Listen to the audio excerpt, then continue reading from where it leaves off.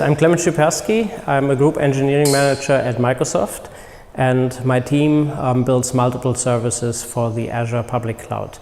That includes Azure Data Lake Analytics, Azure Stream Analytics, and very new time series insights. Cosmos DB is a fundamental request-response database system. You send queries and you get results.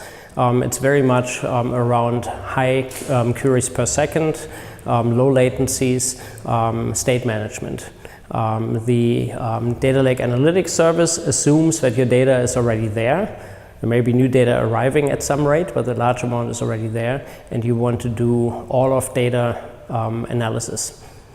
So typically the result of that is actually more data that lands in the system instead of getting returned immediately to a user. So USQL itself is basically the evolution of our internal scope language.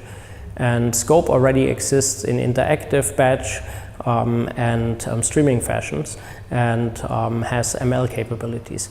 And so we do have plans to do all the same for USQL. In many ways, what we're trying is go after a much larger audience of people that can solve their problems. And if you look at a system like Spark or Storm, or most of those systems, you really build the topology of a computation, the entire graph of which machines do what by hand. And there's actually really a small number of people around that have the skills to truly understand what they're doing. It's a little bit like assembly level programming of a distributed system.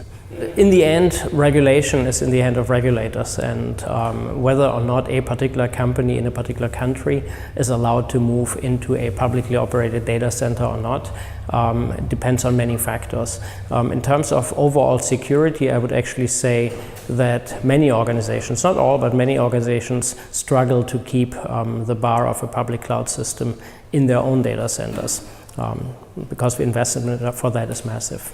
In fact, we just announced a thing called Azure IoT Edge, and the entire idea there is that you do want to have computational resources that are closer to where the data comes from. And there are many reasons for that. You already talk about the explosion of data at the source. Cars indeed have in the order of 100 compute units that all produce telemetry like crazy. So yes, you can hit up to 100 terabytes on a single car in a single day. It would be crazy to send all this data for possibly hundreds of millions of cars to any central point, right? And so yes, you do want to push work in that direction, and to retain the ease of management, you want to do this in a way that is, again, very abstract and high level.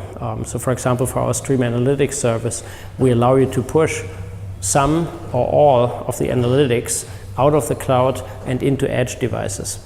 And a car could be an edge device. I love the event. I was really surprised to hear, even at the opening reception, the mayor talk about the local infrastructure and the many local companies.